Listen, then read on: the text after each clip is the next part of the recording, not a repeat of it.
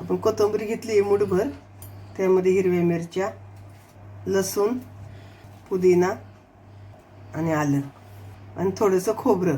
आता हे आपण मिक्सरला बारीक करून घेणार आहे, एकदम थोडंसं पाणी टाकून. आपण एका वाटीत हिरवं वाटण घेतोय, त्यामध्ये लिंबू पिळतोय,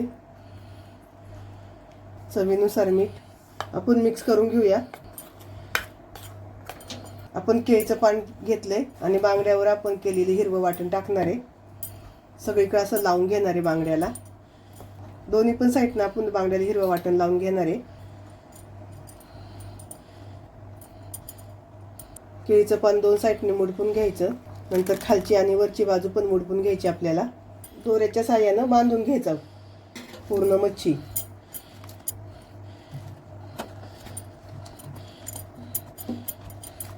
आणि बांधून घ्यायचा आपल्याला तो दोरा. या पद्धतीनं आपण बांधून घेतलेला आहे. आता आपण तो उकडत ठेवणार आहे. कढईत पाणी तापत ठेवले, त्यावर आपण चाळण ठेवली आहे आणि चाळणीवरती आपण मच्छी ठेवणार आहे. त्याच्यावर झाकण ठेवून घेणार आहे आपण आणि 5 मिनिटासाठी आपण शिजून घेणार आहे. 5 मिनिटं झालेत आपले. गॅस बंद करूया आणि झाकण उघडून बघू. आपली मच्छी एका प्लेटमध्ये काढून घेऊ. आपण दोरा कापून घेऊ आणि पानं उघडून बघूया.